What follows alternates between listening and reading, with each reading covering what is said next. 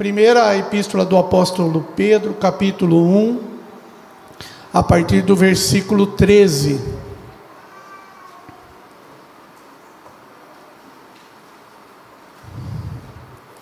Essa minha Bíblia que eu trouxe hoje, eu ganhei em 2006, quando eu me converti, e foi minha primeira Bíblia de estudo.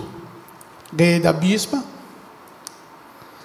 Naquele tempo ela não era bispa ainda. Mas é uma benção, eu gosto muito dessa Bíblia. E eu guardo ela com muito carinho, olha, ela está novinha, ó. Quase nem uso. Mas Deus sabe todas as coisas. Eu sou muito caprichoso com Bíblia, eu tenho lá um monte, e eu tenho um cuidado. Nem gosto que pegue. Todo mundo achou? Então vamos ler.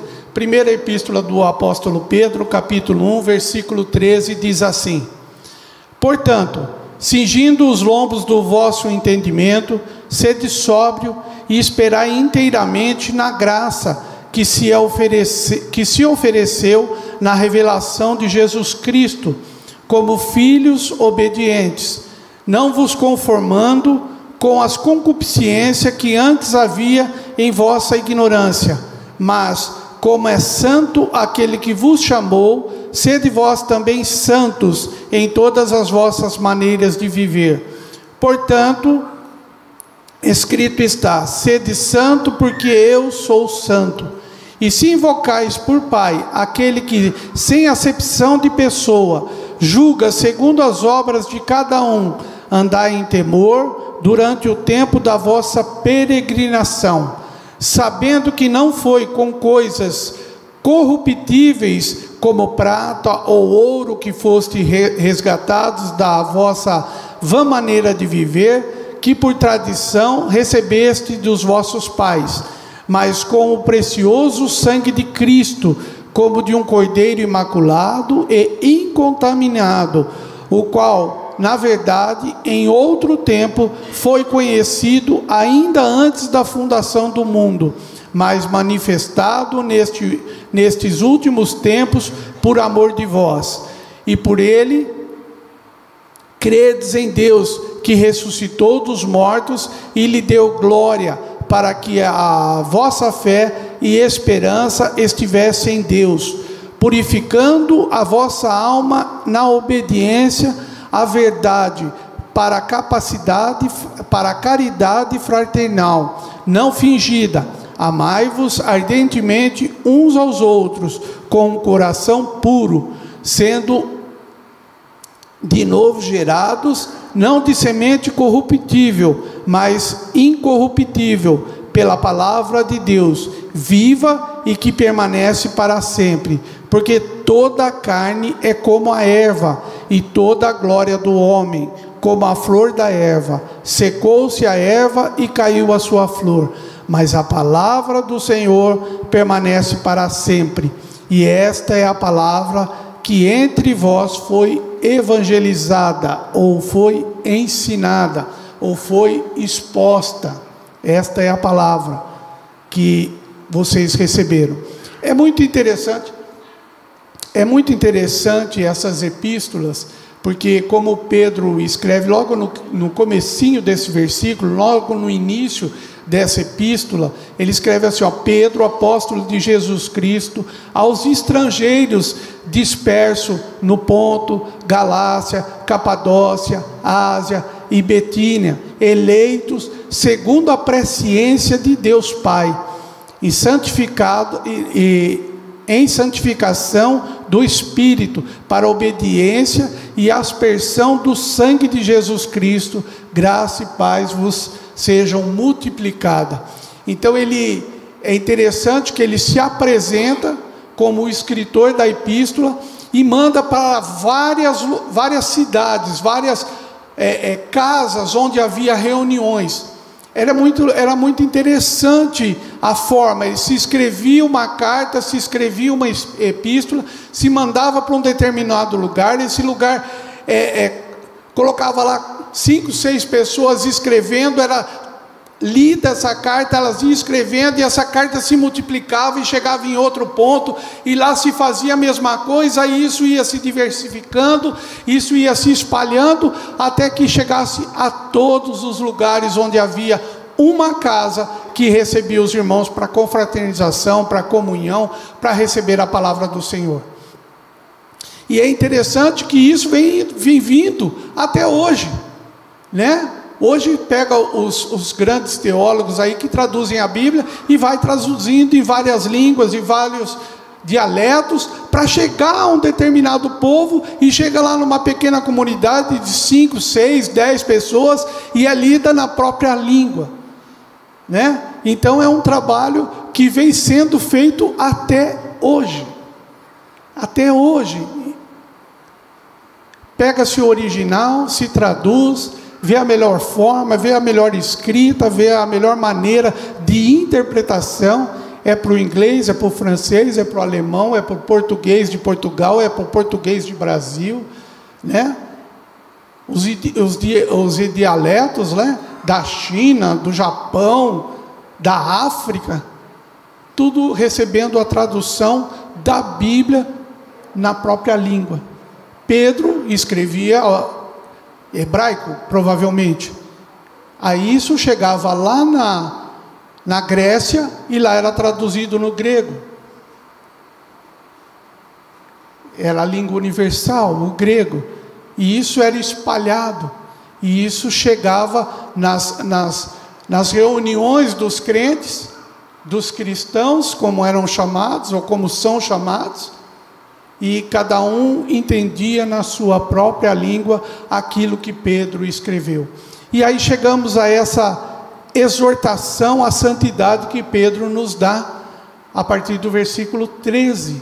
Ele nos dá essa exortação de como devemos agir, de como deve ser a nossa maneira de viver, como deve ser esse caminho que a gente está seguindo.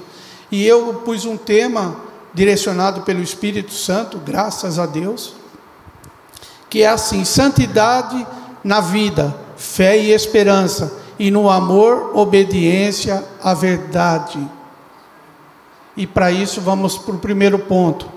Os salvos devem viver em santidade, do versículo 13 ao 16, que diz assim, ó: portanto, cingindo os lombos do vosso entendimento, sede sóbrio, esperai inteiramente na graça que se vos ofereceu na revelação de Jesus Cristo. Preparação para a santidade, é isso aí. A santificação é um processo que começa na conversão. Quando você se converte, começa a sua santificação e termina na glorificação. Nessa jornada, 3 atitudes precisam ser tomadas. Quando você se converte até a glorificação, a gente tem que tomar 3 atitudes. A gente tem que viver 3 posicionamentos. O primeiro, preparar a mente. Na antiguidade era necessário amarrar as vestes, a roupa, aquela túnica que eles usavam, ou aquela bata como eles usavam, ela tinha que ser amarrada. Porque quando o cara ia trabalhar, aquilo atrapalhava, porque era grande. A gente imagina um padre com aquela batina. Para trabalhar era difícil. Para a guerra, mais difícil ainda. Então, eles usavam o cingir, o amarrar aquilo, para que ela não atrapalhasse. E o que Pedro está querendo nos dizer é exatamente isso. Você cingir a sua mente, você prender a sua mente, para que não desvie a sua atenção. Para que nada venha atrapalhar. Então, cingindo a vossa mente, você seja sóbrio, você tenha entendimento, você tenha soberania sobre o entender da palavra, sobre o que Ele quer nos trazer para a nossa santificação. Manter-se sóbrio. Ser sóbrio é estar em pleno domínio da sua capacidade racional. Pleno domínio. Pleno domínio. Nada pode desviar a sua atenção.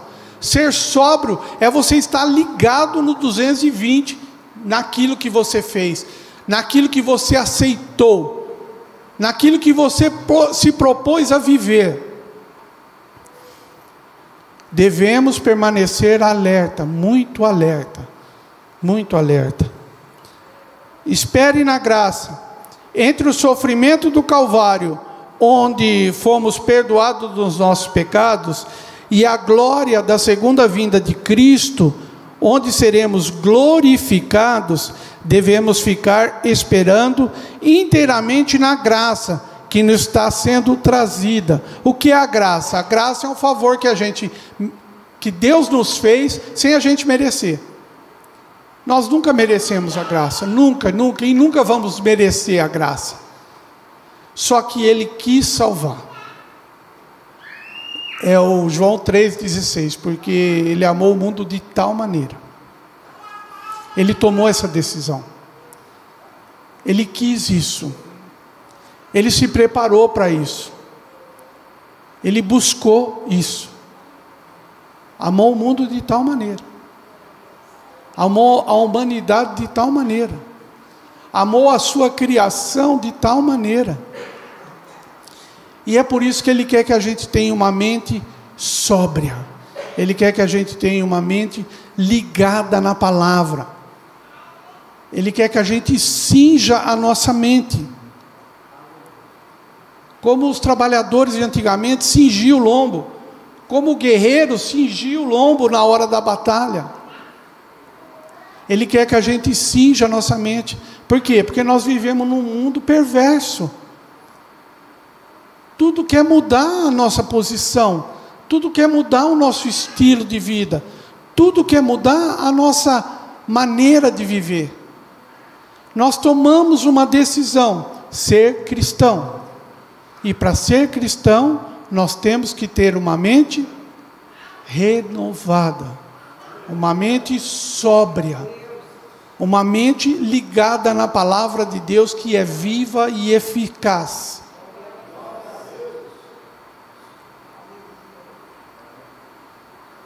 O perigo à santidade.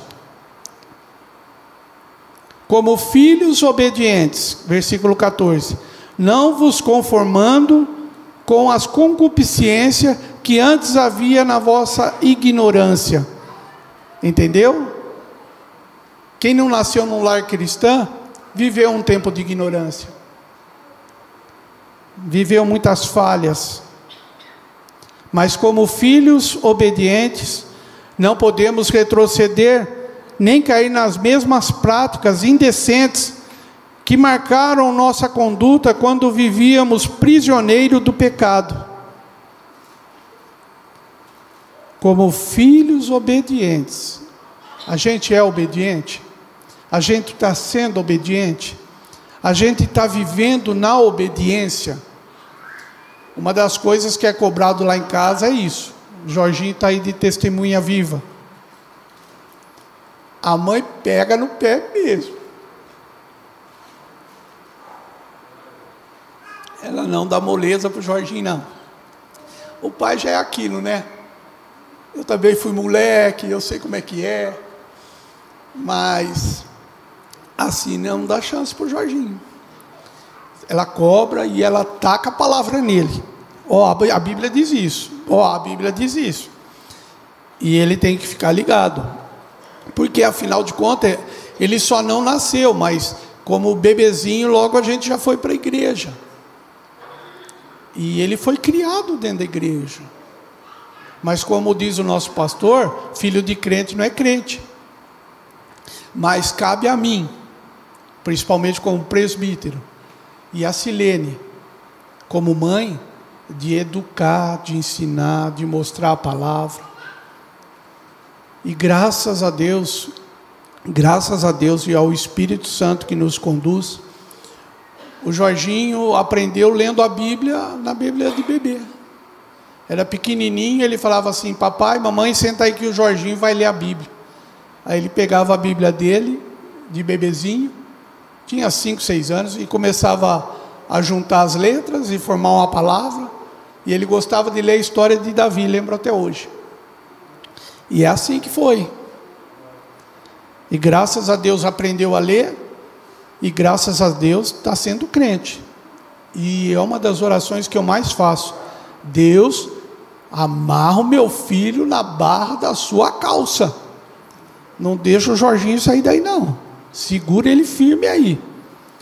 Então é isso que a gente tem que viver, como filhos obedientes. Não podemos retroceder. Nós que sentimos os prazeres do mundo, nós que vivemos os prazeres da carne, nós que andávamos lá fora fazendo de tudo um pouco, agora a gente tem que ser filho obediente. E filho obediente obedece o pai. E filho obediente faz a vontade do Senhor.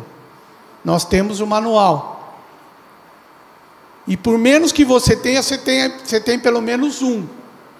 Eu falei aqui que eu tenho, sei lá, umas 20. Mas todo mundo tem um. E se não tem, fala com a gente que a gente arruma uma rapidinho para você.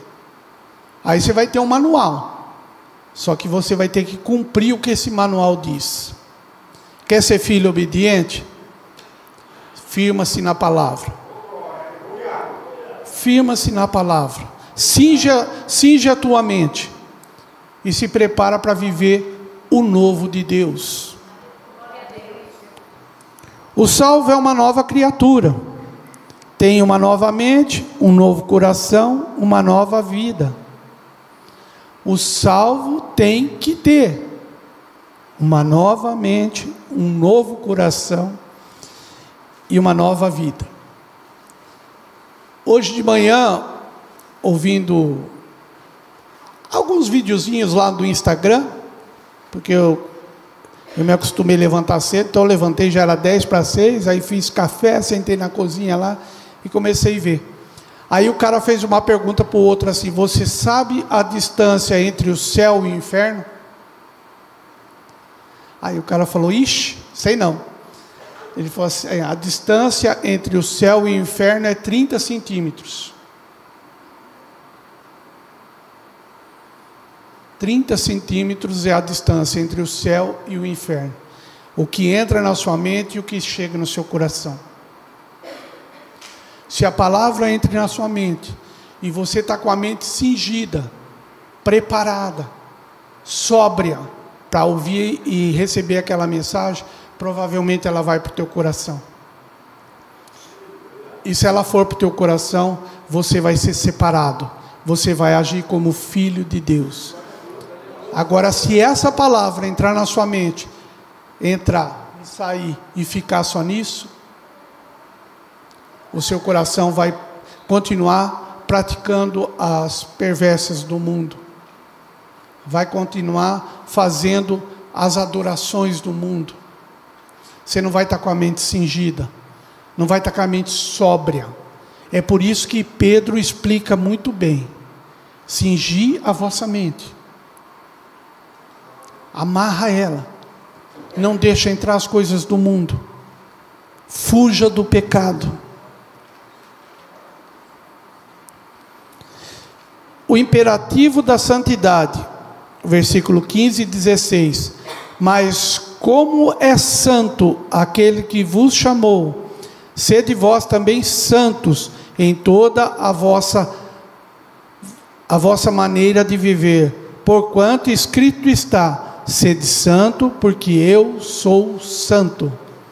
Então o que ele está querendo dizer aqui? Santidade é imperativa porque o Deus que nos chama é santo. Santidade precisa abranger todas as áreas da nossa vida. É uma clara exigência da Escritura. O ser como um todo, a mente, o coração e a evolução, precisa ser controlada pela palavra. A sua mente tem que ser controlada pela palavra. A sua mente tem que ser dirigida pela palavra. É uma exigência de Deus isso. O seu coração tem que estar preparado a viver a palavra, a você conduzir a palavra dentro do seu ser. E isso faz toda a diferença. Isso muda a sua forma de andar, a sua forma de se vestir, a sua forma de se agir, a sua forma de conduzir a sua casa, a sua forma de tratar os teus colegas de trabalho, o seu convívio. Porque aqui dentro, meu irmão, aqui é fácil. Aqui é muito fácil. A gente é irmão, a gente fica só 2 horinhas, ou no máximo 2 horinhas e meia aqui juntos. Não é verdade? É fácil. É fácil ser hipócrita. É muito fácil. E o hipócrita que eu digo é de representar. Não é? É fácil. Nossa, porque o pastor trouxe uma boa palavra. Ah, porque assim hoje arrebentou na palavra. Ah, porque o presbítero está trazendo uma boa instrução. É fácil. A gente sair ali no fundo, ficar 15, 20 minutos ali batendo papo, refutando a palavra. É fácil. Mas e lá fora? E amanhã? E terça-feira? E quarta-feira? E quinta-feira? E no trabalho? E na escola? E no dia a dia? E no hospital? E na visita? E na comunhão? E aí? Isso vai refutar lá? Isso vai mudar? Você vai estar com a mente cingida lá? Você vai estar sóbrio na hora de responder? Aquele seu funcionário que chega com os 2 pés no peito? Ó, chefe, não está dando. E aí? Assim não vira bacana. Como que você vai agir? Qual vai ser o seu posicionamento? Qual vai ser sua atitude? Como você vai se comportar? Você vai estar com a mente cingida para ouvir o que ele está dizendo, mas responder com esqueci a palavra agora. Responder com calma, responder com mansidão, ter longanimidade, né? Ou você vai agir como ele? Qual que é a tua, cara? Aqui o chefe sou eu. Baixa a tua bola, não é assim que você fala comigo, não. Não é mesmo? Não é desse jeito? Eu já fui empregado e já fui patrão. Eu sei como é que é. Eu conheço os 2 lados da moeda.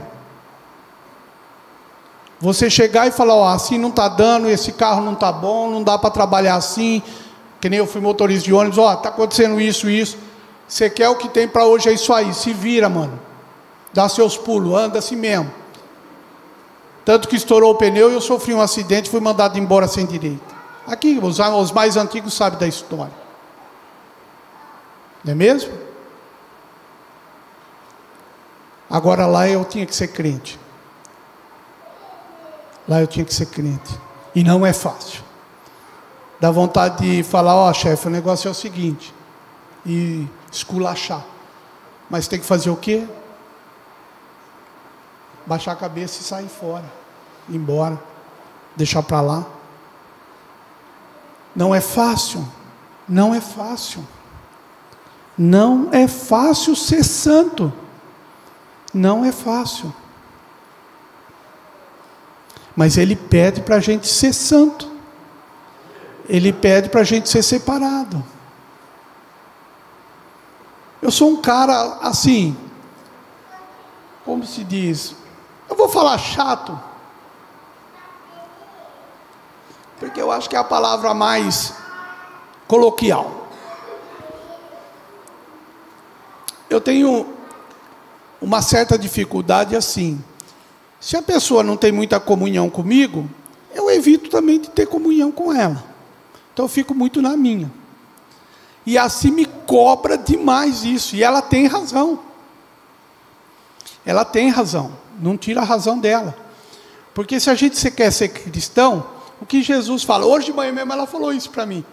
A Bíblia diz que se o cara te der um tapa do lado esquerdo, você dá o lado direito para ele bater também. Mas dá. Um velho como eu, já vivido, sofrido, passado por certas situações que não foram fáceis na vida, não são. O cara te dá um tapa do lado direito e você dá o lado esquerdo para ele dar outro, não é fácil. Mas tem que ser assim. É assim que a Bíblia nos ensina. Então, por isso, muitas vezes eu saio fora, baixo a cabeça e vou embora. Eu já fui chamado de covarde, de crentezinho, mas eu tive que fazer isso. Não que eu seja melhor que ninguém. Não que eu seja. E eu aposto que já teve vários irmãos aqui que passou por essa situação também. Ter que abaixar a cabeça e sair quietinho. Se é um crentezinho safado, isso é o que você fala. Isso é o que você acha. Mas o meu pai, ele pensa diferente. O meu pai, ele age diferente. Porque eu não tenho mais a mente do mundo. Eu tenho a mente de Cristo. A mente de separado. A mente de escolhido. Ó. Eleitos segundo a presciência de Deus. Se nós fomos eleitos segundo a presciência de Deus, nós temos que ser separados. Como filhos obedientes. Se nós fomos escolhidos segundo a presciência, segundo o que Deus planejou, e como filhos obedientes, nós temos que ser diferentes. E isso não é fácil. Isso não é fácil. Segundo ponto, o salvo deve viver com reverência. O salvo deve viver com reverência. Do 17 ao 21, assim ó. Se invocais por Pai aquele que, sem acepção de pessoas, julga segundo as obras de cada um, andai em temor durante o tempo da vossa peregrinação, sabendo que não foi com coisas corruptíveis como prata ou ouro, que foste resgatados da vossa vã maneira de viver, que por tradição recebeste dos vossos pais, mas com o precioso sangue de Cristo, como de um cordeiro imaculado e incontaminado, o qual, na verdade, em outro tempo foi conhecido, antes da fundação do mundo, mas manifestado neste último tempo por amor de vós, e por ele credes em Deus, que o ressuscitou dos mortos e lhe deu glória, para que a vossa fé e esperança estivessem em Deus. Deus é Pai, Deus é Pai, mas também é juiz. Somos filhos da obediência, porém isso não nos dá imunidade para vivermos desatentamente. Deus não é condescendente, nem mesmo com os pecados dos filhos. Se somos filhos obedientes, isso não nos livra de vivermos o pecado. Ele não nos livra. E Deus não vai ser parceiro nosso nessa conduta. A gente peca, sim. A gente peca. A gente é pecador, sim. Mas a gente não pode viver na prática do pecado. A prática do pecado é simples, é muito simples. Você tem costume de mentir? E sempre está mentindo? Pronto, você está vivendo na prática do pecado. É uma mentirinha aqui, é uma mentirinha ali, daqui a pouco você volta a outra mentirinha ali. Pornografia é uma das coisas complicadíssimas. Ah, é só uma mulher de biquíni e fio dental. Ah, é só uma mulher. Disso vai para mais coisas, e para mais coisas, e para mais coisas. E daqui a pouco você está vendo pornografia explícita. Daqui a pouco você está na prática da masturbação. Daqui a pouco você está traindo a sua esposa com outro, com outra. Você sabia que um dos maiores índices de separação do planeta, vou falar assim, do planeta, é o homem largando a esposa para viver com outro homem, ou a mulher largando o marido para viver com outra mulher? Isso é prática do pecado. Isso está absurdo. Quem trabalha com um público como eu, misericórdia. Você tem que estar orando o tempo todo. Né, Fernando? É absurdo o que a gente vê. Criança, 13, 14 anos. Criança, para mim é criança, não adianta. Pré-adolescente e criança é a mesma coisa. Vivendo na prática do pecado. É de mãozinha dada com a outra. É na escola, se senta juntinho. E ensinando isso as escolas. A grande maioria ensinando isso. Prática do pecado. Prática do pecado. Deus não condescendente, não é condescendente mesmo. Ele vai julgar segundo as nossas obras. Vamos comparecer perante o tribunal de Deus para prestarmos conta da nossa vida. Seremos julgados segundo as nossas obras. Qual é a obra que você tem feito? O que você tem feito naquilo que eu falei? Aqui dentro não, lá fora. Na segunda, na terça, na quarta, no trabalho, na escola, na faculdade, no dia a dia, no convívio com os amigos. Né? É nessas obras que seremos julgados. É nessas obras que Deus vai falar, lembra? Lembra? Intimidade não anula responsabilidade. O mesmo Deus que firmou conosco a relação tão íntima, é também o juiz, o Deus julgador da história. Sabemos que seremos julgados, precisamos portar-nos com temor durante a nossa peregrinação nessa terra. Nós seremos julgados. Esse Deus é Pai, mas é juiz. Quem aqui é pai? Bastante, né? Bastante gente aqui é pai. Quem já julgou uma ação do seu filho, uma atitude do seu filho? Quem já encostou ele na parede e falou assim, rapaz, presta atenção. Isso aí vai te levar para o inferno. Não é verdade? Quantas vezes a gente já não chegou no filho e falou assim, rapaz, isso aí não está certo não. Para com essa história aí. Não é desse jeito que funciona. E é assim que Deus vai fazer. E é assim que Deus está fazendo. Quantas e quantas e quantas e quantas palavras de repreensão que a gente recebe aqui desse púlpito, toda quinta, toda terça, todo domingo. Quantas e quantas palavras de repreensão, de conduta que nós não temos, que nós falhamos, que nós pecamos, que nós erramos. E depois você vai falar assim, não, mas nunca ninguém me falou isso.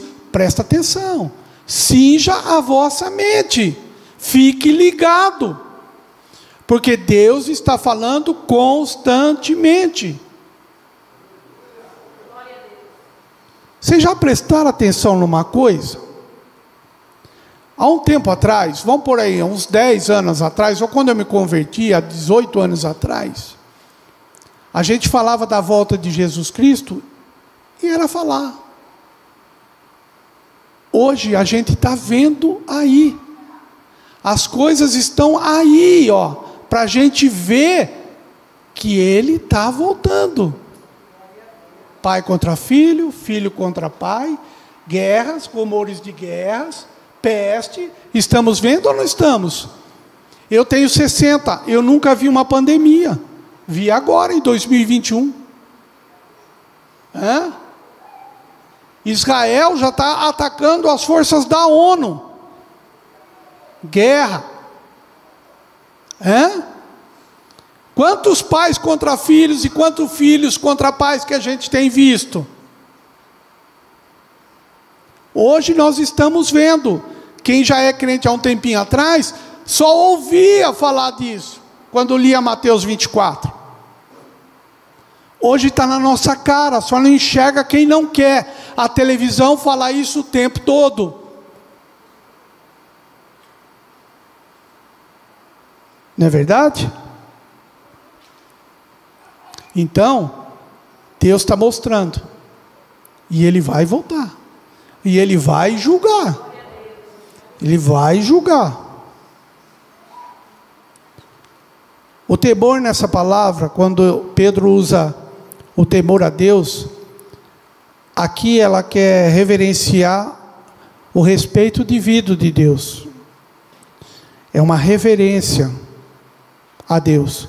E não uma sensação doentia de medo, de castigo. O temor a Deus não é de ter medo.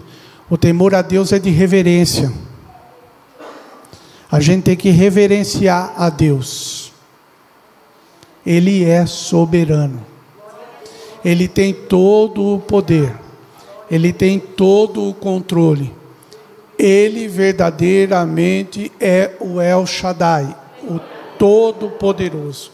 Ele tem todo o poder. Todo. Ele mesmo diz: eu dou a vida e tiro a vida.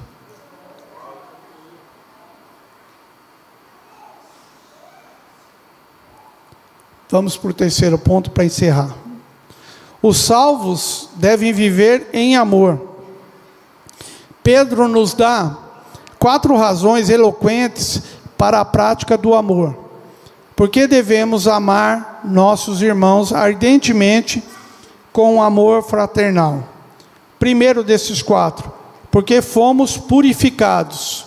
É o 22 que diz assim: purificando a vossa alma na obediência à verdade, para a caridade fraternal, não fingida. Amai-vos ardentemente uns aos outros, com um coração puro, purificando as vossas almas, a alma que é psique, o nosso intelecto, purificando o nosso intelecto, por isso da mente cingida. Purificando a vossa alma na obediência à verdade. Qual que é a obediência à verdade? Obediência à verdade e obediência a Jesus Cristo. Eu sou o caminho, a verdade e a vida. A gente tem que ser obediente a Cristo. Os salvos foram não apenas redimidos da escravidão, mas também purificados para a obediência à verdade. A verdade nos banha, nos limpa e nos purifica. Quem pode nos limpar? Só Jesus. Só Jesus pode nos limpar. O propósito real da nova vida em Cristo é o amor fraternal. João 13:34, ele diz assim: novo mandamento vos dou, que vos ameis uns aos outros, assim como eu vos amei, que também vos ameis uns aos outros. Nisto conhecerão todos que sois meus discípulos, se tiverdes amor uns aos outros. Você é discípulo de Jesus? Discípulo é aluno. Você é aluno de Jesus Cristo? Como que está o seu tratamento com o teu próximo? Com a tua esposa? Com o teu filho? Não estou falando do próximo lá de longe, não. Estou falando do próximo bem proximinho ali, bem aquele que deita na sua cama junto com você. Como que você está tratando? Aquele que senta na mesma mesa com você? Aquele que come com você? Aquele que sai para passear com você? Aquele que vai para o retiro de casais com você? Como é que tá? Tá tudo top? Tá tudo certinho? Ou tá assim, sai para lá sua burra, não aguento mais a tua cara, estou de saco cheio com você, sai fora, não me enche o saco? Como é que tá? É o próximo ali, ó. Irmãos, eu vou falar mais uma coisa que é fácil. A gente sair daqui de Campinas e ir lá na base missionária e tratar os irmãozinhos lá da invasão com carinho e amor. É bom, é fácil. É no máximo 2 dias, você está de volta. Não é verdade? É fácil você chegar lá, pegar, abraçar uma criancinha toda ramelenta, suja de barro vermelho, descalço, com a camisa rasgada. É fácil você abraçar e dizer: ó, meu irmãozinho querido. Mas e aquele que está dentro da tua casa? E aquele que mora com você? Aquele que muitas vezes você chama de meu bem, meu amor, minha querida? Ou aquele que fala assim: meu filho? Como é que está o tratamento? Herança do Senhor. Como que você trata? Qual é o seu posicionamento? Qual é o seu respeito? Amor fraternal, Pedro não está falando de você tratar aí fora, não. Está falando de você tratar dentro da sua casa. Seu vizinho, que mora ali, parede com você. Para teu carro para lá, que é a frente da minha casa. Na frente da minha casa não quero carro de ninguém, não. Aí ele olha para você e fala assim, e diz que é crente. Não é verdade? Não é verdade? Graças a Deus. Porque fomos regenerados. É a segunda instrução de Pedro. Versículo 13, 23. Sendo de novo gerados, não de semente corruptível, mas da incorruptível, pela palavra de Deus, viva, que permanece para sempre. Você foi gerado de novo? Eu acredito que a grande maioria aqui foi. Uns eu até gerei de novo ali dentro, ó. E aí? Você nasceu de novo de verdade? Nasceu de uma semente incorruptível? De uma semente que prega o amor? A Bíblia diz: marido, amei a vossas esposas como Cristo amou a igreja e deu a sua vida por ela. E deu a sua vida por ela. Você tem coragem de dar a vida pela sua esposa? Pela sua esposa, o seu próximo. É assim que funciona. É assim que funciona. Maridas, honrai, esposa, honrai os seus maridos. Para não ficar só para os homens, né? Ai, meu Deus. Se temos uma vida, temos uma nova natureza. Se temos uma nova vida, temos uma nova natureza. Se temos uma nova vida, temos uma nova natureza. Somos comparticipantes da natureza divina. E Deus é amor. Então, expressamos essa filiação quando imitamos nosso Pai. O amor é a marca do cristão, pois a evidência mais eloquente da nossa salvação é o amor. É fácil falar, eu sou filho de Deus, né? Ixi, é muito fácil. Vamos ficar quieto, porque não é fácil. Já falei que não é fácil. A terceira, porque nossa vida é passageira. E essa é mesmo, viu, meus irmãos? É bem passageira. Versículo 24. Porque toda a carne é como a erva, e toda a glória do homem como a flor da erva. Secou-se a erva e caiu a sua flor. O homem cheio de orgulho imagina-se grande e poderoso por sua força, beleza, cultura e ciência. No entanto, apesar de tudo isso, não passa de carne. Sua beleza é efêmera como a flor, e seu poder fugaz como a relva que seca.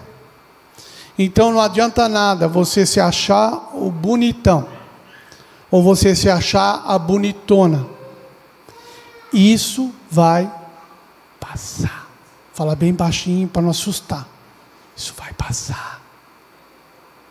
Eu era bonitão, eu era cabeludo, eu era magrinho,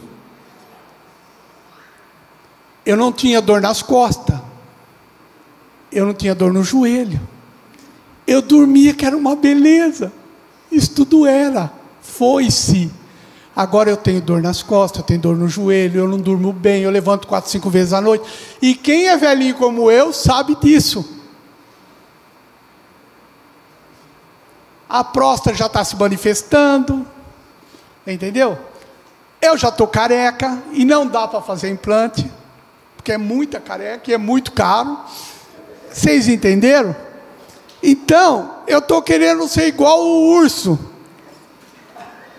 Sentar e ficar quietinho. Vocês estão entendendo? Porque passa. O Jorginho pega minhas fotos de 19, que ele tem 19, quando eu estava no exército. Aí eu era bonitão, um soldado bonitão, fuzilzão nas costas.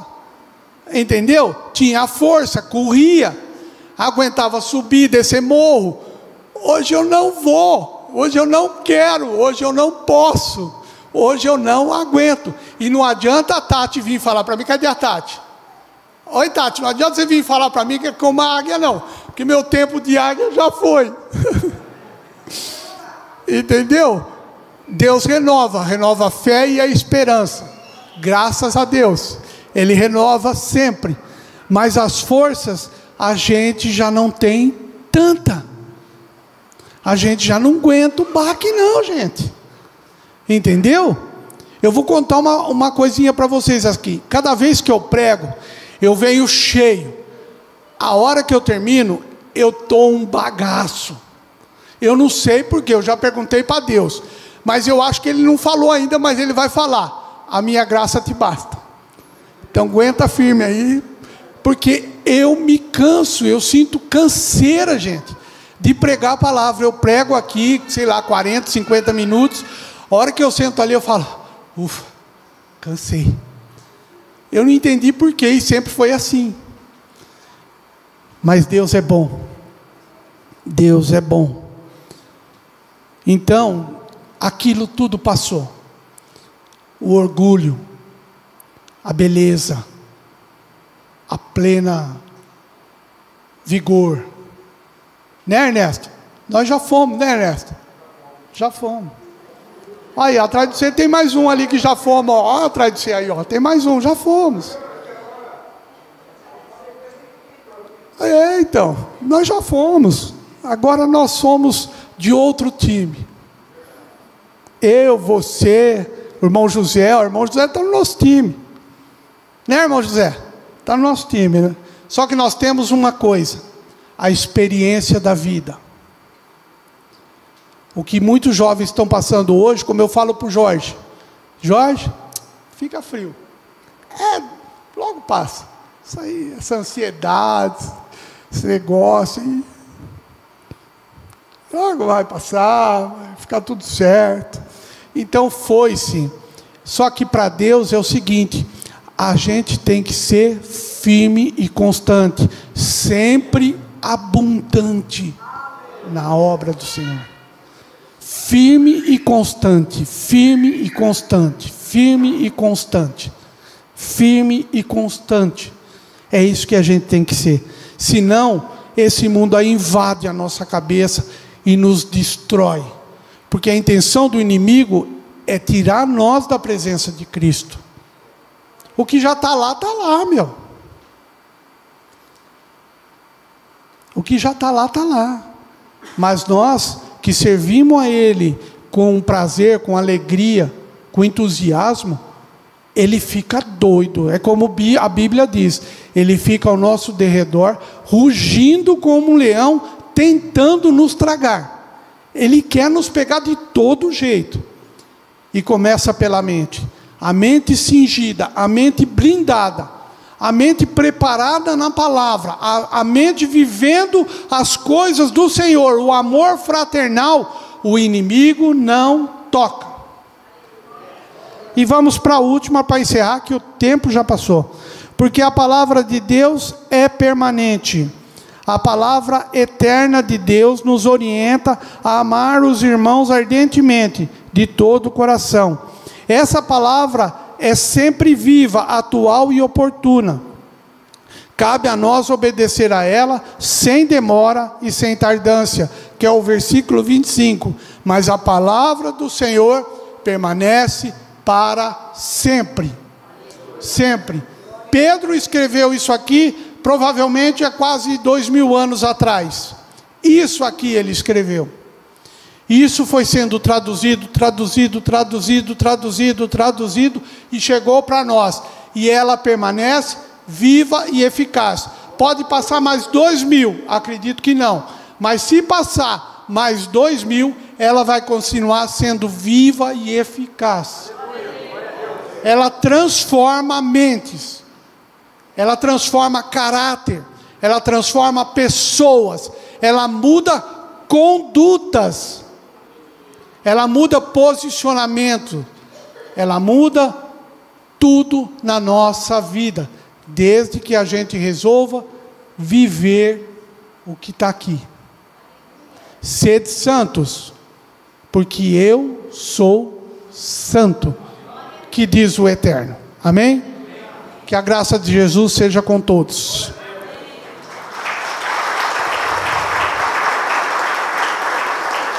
Aleluia. Irmãos, se coloquem de pé, vamos orar para o nosso ofertório. Nós não falamos de dinheiro, isso já é praxe da Genuína. Nós falamos que aquilo que você propôs no seu coração, você deve fazer. Se foi dízimo, dízimo, se foi voto, voto, se foi oferta, oferta, seja o que for. O negócio é você e Deus. A igreja precisa? Precisa, sempre precisa. A sua casa precisa? Precisa. Então você mantém primeiro a sua casa, porque a igreja é sustentada por Jesus Cristo.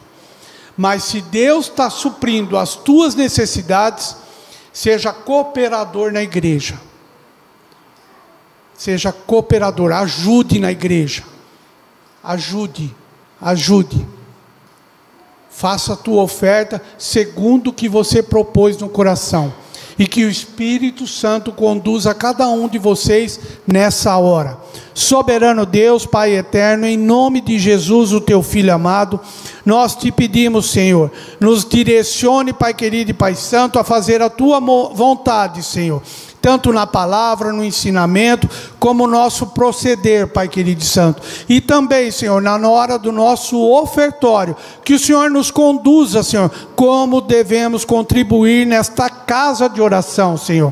O Senhor sabe das necessidades, o Senhor sabe do que esta igreja precisa, mas o Senhor é o dono da igreja. Então que o Senhor fale com cada um dos meus irmãos nessa manhã e conduza eles a fazer a tua vontade, que é soberana, Pai. E em nome de Jesus Cristo eu oro e oro agradecido. Amém.